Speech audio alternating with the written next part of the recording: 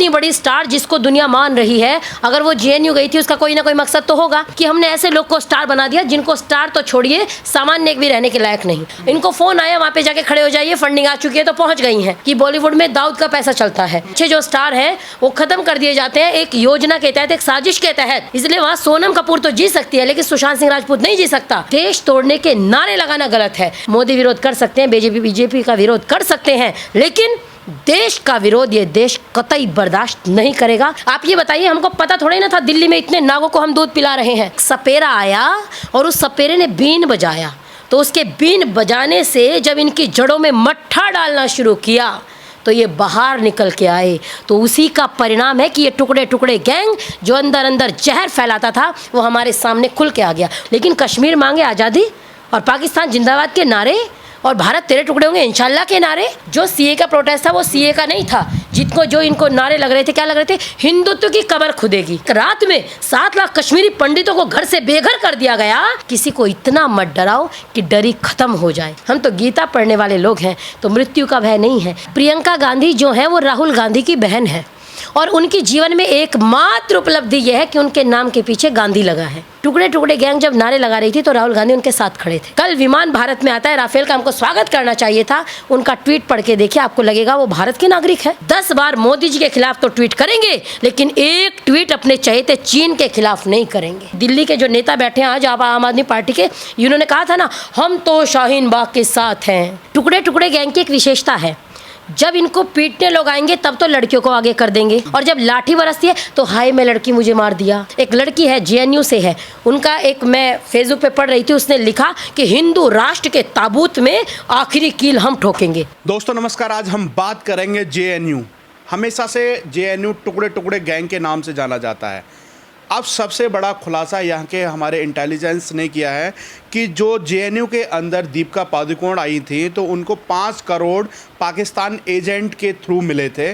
तब आकर के ये सीए प्रोटेस्ट के जो टुकड़े टुकड़े गैंग था वो जो पूरे देश में एक माहौल ख़राब करने की कोशिश कर रहा था, उसमें आकर के अपनी फ़िल्म का प्रमोशन करने के लिए आई थी। उस समय तरह तरह की बातें हुई थी, फिल्म धड़ाम से बिल्कुल ख़त्म हो चुकी थी।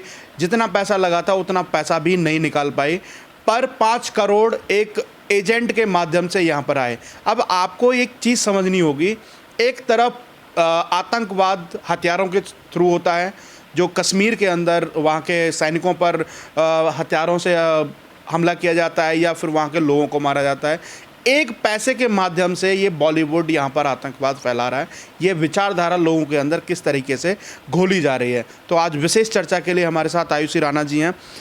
मैम, किस नज़र से देखती हैं कि दीपिका पादुकोण जाती हैं, टुकड़े टुकड़े गैंग के बीच में खड़ी होती हैं और 5 करोड़ लेने के लिए 5 करोड़ जो उन्हें मिले तो उनके कहने के अनुसार यहाँ पर आती हैं, तो क्या मकसद था कि सीए प्रोटेस्ट के माध्यम से पूरे देश को आग में झोंकने का काम किया था?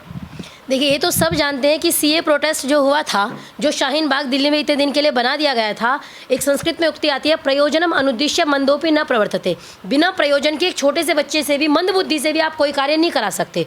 तो ये इतनी बड़ी स्टार जिसको दुनिया मान रही है, अगर वो जेएनयू गई थी उसका कोई ना कोई मकसद तो होगा। और मैंने तभी कहा था, आप मेरी फेसबुक को उठा के देखिए, मैंने तभी किया था और ट्वीट भी मैंने किया था कि ये वहाँ पे गई है, इससे 2 मिनट पूछ लो कि तो आई क्यों है, ये क्लियर नहीं कर सकती। हमारी समस्या ये है कि हमने ऐसे लोग को स्टार बना दिया जिनको स्टार तो छोड़िए सामान्य भी रहने के लायक नहीं, क्योंकि इनको कोई नॉलेज नहीं है। इनको फ़ोन आया वहाँ पे जाके खड़े हो जाइए, फंडिंग आ चुकी है तो पहुँच गई हैं। ये इस चीज़ को मैं दीपिका पादुकोण से भी कहूँगी, स्वरा भास्कर को देख लीजिए, विशाल ददलानी, यहाँ पे एक नाम नहीं, आप पूरा दाऊद गैंग को उठा के देख लीजिए। जितने एक शब्द हम लोग बचपन में सुनते थे, आज भी सुन रहे हैं कि बॉलीवुड में दाऊद का पैसा चलता है और इसीलिए अच्छे जो स्टार हैं वो खत्म कर दिए जाते हैं एक योजना के तहत, एक साजिश के तहत। इसलिए वहाँ सोनम कपूर तो जी सकती है लेकिन सुशांत सिंह राजपूत नहीं जी सकता। वहाँ पे एक योग्य बच्चा नहीं जी सकता, वहाँ बाप की कमाई खाने वाला, क्योंकि वो किसी बड़े स्टार का बेटा है, चाहे उसको एक्टिंग के नाम पे शून्य आए उसके बाद भी वहाँ पे रह सकता है। जब ये वहाँ पे जेएनयू में गई थी टुकड़े टुकड़े गैंग के साथ, टुकड़े टुकड़े गैंग कौन है? भारत में बहुत सारी यूनिवर्सिटी हैं, लेकिन एक यूनिवर्सिटी का नाम बताइए जहाँ पे ये नारा लगता हो कि भारत तेरे टुकड़े होंगे इंशाल्लाह। एक यूनिवर्सिटी का नाम बताइए जहाँ पे नारा लगता हो कश्मीर तेरी आज़ादी तक जंग रहेगी और भारत की बर्बादी तक जंग रहेगी और कश्मीर मांगे आज़ादी, फलाना मांगे आज़ादी। इसीलिए इनको टुकड़े टुकड़े गैंग कहा जाता है, क्योंकि देश को तोड़ना चाहते हैं। वहाँ पे जाके खड़ी हो गई एक फ़ोन आया कि आपको फंडिंग आ चुकी है। अब आप इससे जैसे चावल का एक दाना देख के हमको पता लगता है कि खीर पक चुका है, चावल पक चुका है, एक बंदी को देख के अंदाज़ा लगा दीजिए, एक को फंडिंग आई। और जो वो नारा लगा रहे हैं, आपको लगता है बिना फंडिंग के नारा लगाएंगे? बिना फंडिंग के जिनके माँ बाप वो कहते हैं मैं गरीब का बच्चा हूँ, जो बोल रहा था बेगूसराय का, बिहार का बच्चा, वो कह रहा है मैं गरीब का बच्चा हूँ। वो गरीब का बच्चा 3,000 की शर्ट पहन लेता है और जाकर के अपनी गरीबी को प्रदर्शित करके वोट मांग रहा था चुनाव में। वो गरीब का बच्चा अगर इतना कुछ कर रहा है देश के तोड़ने का, गरीबी होना अभिशाप नहीं है, लेकिन उसके बाद देश तोड़ने के नारे लगाना गलत है। प्रतिष्ठित यूनिवर्सिटी में टैक्स के पैसे से पढ़ के अगर नारे लग रहे हैं, इसका मतलब फंडिंग हो रही है। और लोगों को आज नहीं पता, जिनको जानना था वो पहले जान चुके हैं। वरना स्वरा भास्कर से एक इंटरव्यू लिया जा रहा था, रूबिका लियाकत ले रही थी, उन्होंने पूछा सीए, कह रही एनआरसी। उन्होंने कहा एनआरसी लागू नहीं हुई, सीए पे बात करो। ये 2 मिनट टिक नहीं सकते सीए पे, ये 2 मिनट एनआरसी पे नहीं बोल सकते, लेकिन उसका विरोध करने के लिए इनको फंडिंग आई तो वहाँ पे जाके खड़े हो गए। और मुझे लगता है कि इनको एक बात ध्यान रखनी चाहिए, कविता तिवारी की बहुत सुंदर पंक्तियाँ हैं कि बिना मौसम हृदय कोकिल से भी कूजा नहीं जाता, बिना मौसम हृदय कोकिल से भी कूजा नहीं जाता, और जहाँ अनुराग पलता है वहाँ दूजा नहीं जाता। विभीषण राम जी के भक्त हैं, ये जानते सब हैं, मगर जो देशद्रोही हो उसे पूजा नहीं जाता, मगर जो देशद्रोही हो उसे पूजा नहीं जाता। तो ये देश कितना भी बड़ा स्टार हो, अगर आप वहाँ जाके खड़े होंगे तो जैसे आपकी छपाक, इतना अच्छा विषय आपने चुना था लेकिन औंधे मुँह गिरा दी क्योंकि आप देशद्रोहियों की गैंग में जाके खड़ी हो गई थी। तो ध्यान रखिए, इस देश में मोदी विरोध कर सकते हैं, बीजेपी का विरोध कर सकते हैं, लेकिन देश का विरोध ये देश कतई बर्दाश्त नहीं करेगा, न स्वीकार करेगा, ये ध्यान रखिए। सबसे बड़ा सवाल यहाँ पर ये भी खड़ा होता है कि एक तरफ बॉलीवुड गैंग टुकड़े टुकड़े गैंग को समर्थन करता है, एक तरफ अगर हम बात करें सीए प्रोटेस्ट के अंदर जो फंडिंग हुई थी उसका भी बड़ा खुलासा हुआ। तो ये जिस तरीके से हमारे देश को तोड़ने की कोशिश की जा रही है, क्या लगता है कि आने वाले समय में इनका बहुत बड़ा एक पर्दाफाश हो सकता है? पर्दाफाश हो नहीं सकता, हो रहा है। आप ये बताइए, हमको पता थोड़ा ही ना था दिल्ली में इतने नागों को हम दूध पिला रहे हैं, हमको नहीं पता था इतने जहरीले सांप रहते हैं वहाँ पे। वो तो एक सपेरा आया और उस सपेरे ने बीन बजाया, तो उसके बीन बजाने से जब इनकी जड़ों में मट्ठा डालना शुरू किया तो ये बाहर निकल के आए। तो उसी का परिणाम है कि ये टुकड़े टुकड़े गैंग जो अंदर अंदर जहर फैलाता था वो हमारे सामने खुल के आ गया। वरना हम कब जानते थे कि जितने देशद्रोही लोग रहते हैं, ये तो मुझे पता था, ये तो सब जानते थे कि वहाँ पे कुछ उल्टा सीधा ये करते रहते हैं, कोई ना कोई आंदोलन चलता रहता है। लेकिन कश्मीर मांगे आज़ादी और पाकिस्तान जिंदाबाद के नारे और भारत तेरे टुकड़े होंगे इंशाल्लाह के नारे। और अभी देख लीजिए आप, जो सीए का प्रोटेस्ट था वो सीए का नहीं था, जो इनको नारे लग रहे थे, क्या लग रहे थे, हिंदुत्व की कमर खुदेगी। आए ना खुल के सामने, वही मैं कह रही हूँ। आप कह रहे थे पर्दाफाश होगा, नहीं, पर्दाफाश हो गया है। वरना आप ये बताइए, एक प्रोटेस्ट के कारण हिंदुत्व की कब्र खुदेगी एएमयू की धरती पर, सावरकर की कब्र खुदेगी एएमयू की धरती पर, ये नारे नहीं लगते। इनका पर्दाफाश हो रहा है, लोग इनका विरोध कर रहे हैं। आप देखिए, मूवी बनाने वालों को देखिए, आप क्या बनाते हैं, साधु होगा, सन्यासी होगा तो वो दुष्टी होगा। आप देख लीजिए, आप कहेंगे जी इससे क्या होगा, जैसा हम देखते हैं वैसा हमारी विचारधारा बन जाती है, ठीक है। हक्का क्या जाता है, मुंह में राम बगल में छुरी, मुंह में इमाम बगल में छुरी क्यों नहीं कहा जाता, मुंह में मौलवी बगल में छुरी क्यों नहीं कहा जाता। ऐसी कहावतें बना दी गई, सारी कहावतें ऐसी बना दी गई कि जितने लुटेरे, जितने दुष्ट सब पुजारी हैं और जितने अच्छे हैं ये सब है। क्या ये सब अच्छे काम हो रहे हैं? आप बताइए, एक व्यक्ति जिसने कहा था कि असम को भारत से अलग कर दो, उसको कहाँ पनाह मिली थी, कहाँ रहा था, पूरा देश जानता है, मस्जिद में उसको पनाह मिली थी। उसके बाद भी आप उसको कुछ नहीं कहते। एक रात में 7 लाख कश्मीरी पंडितों को घर से बेघर कर दिया गया और उन मुद्दों पे आप बात नहीं करते। उन पे आपने मूवी बनाई, तो क्या मूवी बनाई वो आपको पता है, सारी दुनिया जानती है। इसीलिए जयपुर में एक कश्मीरी पंडित ने, महिला ने विरोध किया था कि ये सब तो हुआ नहीं, इससे इतना ज़्यादा हुआ, आपने दिखाया क्यों नहीं। भाईचारे के नाम पर आप एक ही को कुचलते रहेंगे तो याद रखिए, किसी को इतना मत डराओ कि डरी ख़त्म हो जाए। तो टुकड़े टुकड़े गैंग जो है और जितने भी ये लोग हैं, जो भी षड्यंत्र चल रहे थे, आपका पर्दाफाश हो चुका है, पूरा देश जान चुका है। इसलिए इनके विरोध में पहले लोग डरते थे, अब कोई नहीं डरता। कौन डरेगा मरने से? गीता में कहा गया, नैनम छिन्दन्ति शस्त्राणि नैनम दहति पावकः न चैनम क्लेदयन्ति आपो न शोषयति मारुतः। हम तो गीता पढ़ने वाले लोग हैं, तो मृत्यु का भय नहीं है। इसीलिए लोग अब खुल के बोलने लगे और जो टुकड़े टुकड़े गैंग जो बंद कमरे में हो रहा था वो खुल के सामने आ चुका है। इसलिए इनका पर्दाफाश भी हो रहा है। इसीलिए कहा जा रहा है कि सुशांत राजपूत की केस की सीबीआई जाँच कराई जाए, हालांकि वो कैंसिल कर दिया गया, आपको भी पता होगा। अच्छा, सबसे बड़ा सवाल, जैसा कि आपने जिक्र किया, एएमयू की धरती पर हिंदुओं की कब्र खोदेगी, इस तरह के वहाँ से नारे लगे थे। और उसी भीड़ के एक चेहरा बना था जो गोरखपुर के अंदर जो डॉक्टर थे, डॉक्टर कफील, जो हाईलाइट हुए थे बच्चों के ऑक्सीजन के कारण। तो अब सबसे बड़ा सवाल यहाँ पर यह खड़ा होता है कि प्रियंका गांधी चिट्ठी लिखती हैं योगी जी को कि उनको रिहा कर दिया जाए, 400 दिन से ज़्यादा हो गए हैं और उनके ऊपर ऐसा कोई आरोप नहीं है। एक तरफ आप देश को जलाने की बात करते हैं, उनके समर्थन में आप खड़े होते हैं, उस भीड़ का आप मुख्य चेहरा होते हैं। एक शर्जील इमाम है, वो असम को चिकन नेक को काटने की बात करता है, उसके बाद भी आप कहते हैं कि वो निर्दोष है, उसको रिहा कर दिया जाए। पहली बात, प्रियंका गांधी जो है वो राहुल गांधी की बहन है और उनकी जीवन में एकमात्र उपलब्धि यह है कि उनके नाम के पीछे गांधी लगा है।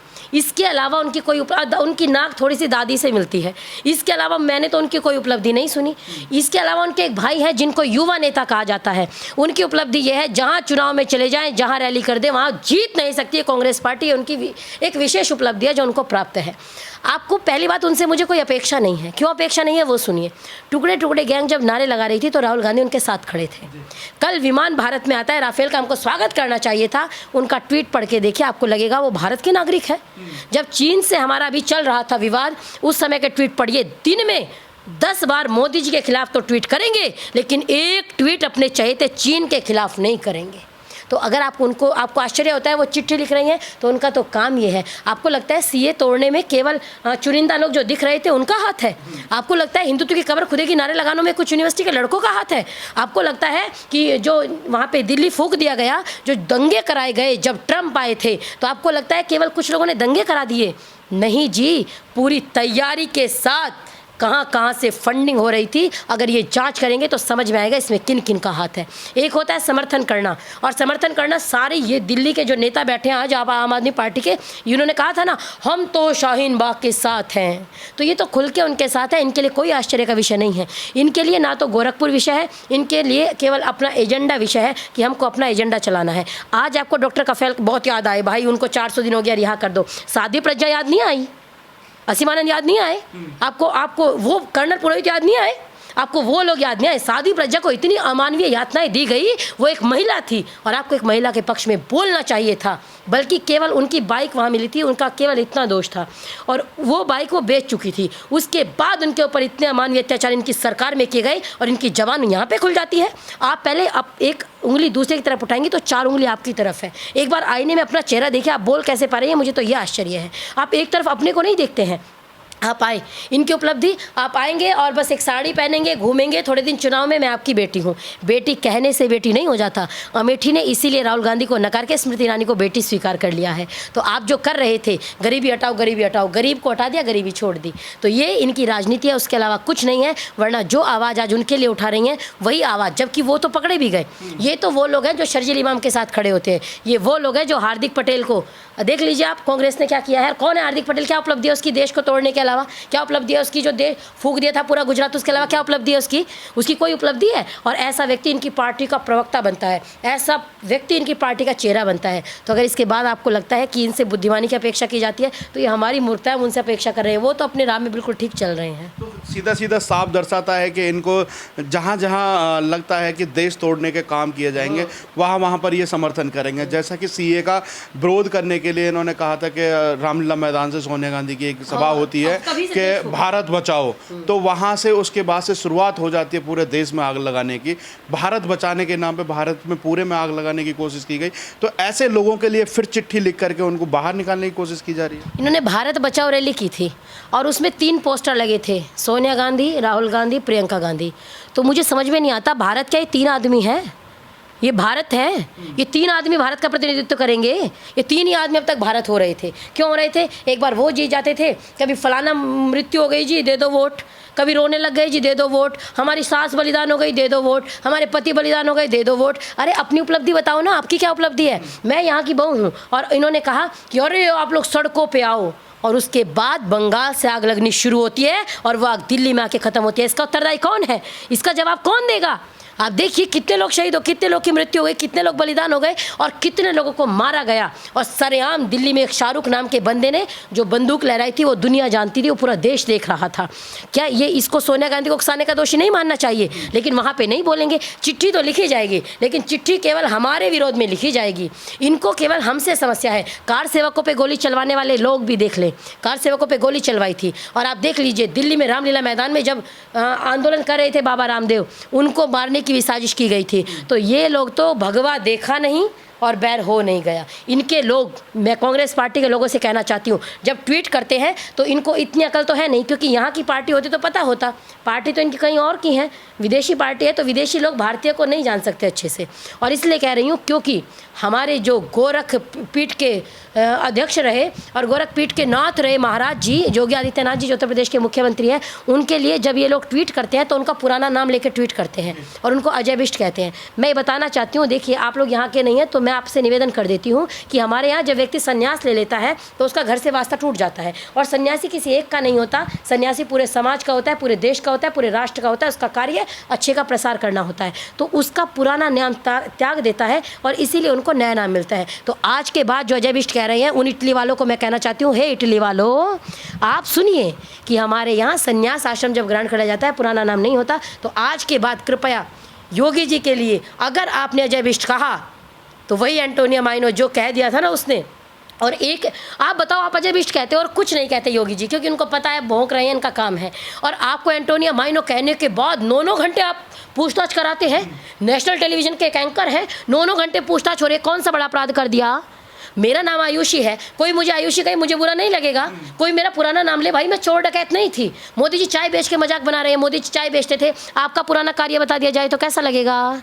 तो मैं यही कह रही हूँ, एक बार अपने गिरेबान में झांक लीजिए। वही है ना, अपनी गलतियों पे पर्दा डाल के हर शख्स कहता है जमाना खराब है, तो एक बार अपने को भी देखिए। अच्छा, एक मेरा आखिरी सवाल होगा कि दिल्ली के अंदर दंगे जितने भी हुए उसके अंदर एक सूफा एक लड़की थी, वो जेल के अंदर भी गई, उसको भी रिहाई के लिए बड़ी बड़ी मांगें हुई। और जब इन्वेस्टिगेशन होती है तो पूरी प्लानिंग के अंतर्गत वो पाई जाती हैं। उसके लिए तो आवाज़ नहीं उठाते कि इन्होंने दिल्ली को जलाया गया या फिर इनका नाम यहाँ पर आता है, तो उस समय इनके मुंह में चुप दही जम जाती है, चुप्पी साध लेते हैं। दरअसल एक क्रोनोलॉजी समझिए, टुकड़े टुकड़े गैंग की एक विशेषता है, जब इनको पीटने लोग आएंगे तब तो लड़कियों को आगे कर देंगे और बिल्कुल नारी शक्ति जिंदाबाद, फलाना जी, ये जी, और ये लड़कियां ही नारे लगाती हैं। मुंबई में नारे लगे थे, शर्जील तेरे सपनों को हम मंजिल तक पहुंचाएंगे, लड़कियां ही थी। और जब लाठी बरसती है तो हाय मैं लड़की, मुझे मार दिया। ये क्रोनोलॉजी है। आप नारे लगवाइए। जैसे हमारे देश में जब आक्रमण हुए हम हारे क्यों, उसका एक कारण ये भी रहा, हमारे सामने गौ को आगे कर देते थे और इनको पता था कि हम गौ माता की हत्या नहीं कर सकते क्योंकि हम राक्षस नहीं हैं, हमसे नहीं मारी जाती, गौ हत्या हमसे नहीं होती। तो इनको गाय को आगे किया और गाय को आगे करने के बाद हम युद्ध नहीं लड़ते थे क्योंकि हम माँ को कैसे मार देते। तो अगर हमने थोड़ी देर के लिए शांत किया तो इतना ये छल से हमको हराने की कोशिश करते थे। तो वही आज चल रहे हैं। शपूरा जरगर को जेल में डाल दिया गया, अरे भाई उसको जेल में डाल दिया गया, मुद्दा भूल गए, उसको जेल में क्यों डाला गया? वही तो नारे लगा रही थी, उसी ने पूरे देश को तोड़ने की साजिश की और अब उसको कह रहे हैं उसको बाहर कर दीजिए। उसके लिए तो सारे टुकड़े टुकड़े गैंग से लेकर पूरे देश के ट्वीट आने लग गए, उसको रिहा कर दीजिए, उसको रिहा कर दीजिए। क्यों? जब नलिनी को वहाँ पे प्रेग्नेंट थी तब उनकी याद नहीं आई? कितने, आज आप इतिहास उठा के देखो उस जेल का, कितनी महिलाएं ने वहाँ पे बच्चे हुए और कितनी महिलाएं वहाँ पे प्रेग्नेंट हुई, उनकी याद नहीं आती? वो महिलाएं नहीं थी। शपूरा जरगर विशेष महिला है, उसको विशेष अधिकार मिलना चाहिए, उसको रिहा किया जाना चाहिए। उसका विशेष अधिकार यह है कि वो टुकड़े टुकड़े गैंग से है और इसीलिए टुकड़े टुकड़े गैंग से है। इन टुकड़े टुकड़े गैंग ने एक बार भी ये नहीं कहा कि उसने गलत किया, एक बार भी ये नहीं कहा उसने दिल्ली को जलाने की साजिश की, एक बार भी ये नहीं कहा कि उसका नाम क्यों आया, लेकिन ये तो कहा कि उसको रिहा कर दो। आप याद रखिए, अगर देशद्रोह करेंगे तो आप किसी भी तरीके से बच नहीं पाएंगे, ये ध्यान रखिए। और ये बात तो उसको पहले सोचनी, जब देशद्रोह किया तब नहीं सोचा, और बाद में इनके तथाकथित भाई आते हैं और ट्वीट करते रह जाते हैं उसको रिहा किया जाए, रिहा किया जाए। तो ये दोगलापन, मैं यही कहूँगी कि टुकड़े टुकड़े गैंग वालों जरा कान खोल के सुनो। आप ये क्लियर कर लीजिए आपको नारी शक्ति आगे बढ़ानी है या पीछे रहना है। वैसे तो कहेंगे हम पुरुषों के बराबर हैं, यही काम है, पुरुषों के बराबर हैं, बराबर हैं, बराबर हैं। और जब जेल में डाल दिया गया तो रोना शुरू, जब लठ लग जाए तो रोना शुरू। भाई साहब बराबर है तो डंडे भी बराबर खाओ ना, जब गलती बराबर की है तो पिटने के नाम पे पीछे क्यों हो जाते हो? तो ये दोगलापन नहीं चलेगा। आप पुरुषों के बराबर हो तो मैदान में आइए, और नहीं बराबर हो तो अपने घरों में बैठो। ये दोगलापन मत चलाओ कि जहाँ पे तुमका दोगलापन काम आया, जहाँ पे लगा कि बेचारी बन के काम चले वहाँ बेचारी बन गई, और जहाँ लगा नारी बन जाओ वहाँ पे शुरू हो गई। और एक लड़की, बस ये कह के वाणी को विराम दूंगी, एक लड़की है JNU से है, उनका एक मैं फेसबुक पे पढ़ रही थी, उसने लिखा कि हिंदू राष्ट्र के ताबूत में आखिरी कील हम ठोकेंगे। आप ये बताइए, कल को उसे पकड़ के अगर कोई गलत कार्य करती है, पकड़ी जाती है, उसको जेल में डाल देंगे तो कहेंगे हाय लड़की को डाल दिया। और वो पूरे बहुसंख्यक समाज को चैलेंज करती है कि हिंदू राष्ट्र के ताबूत में आखिरी कील हम ठोकेंगे।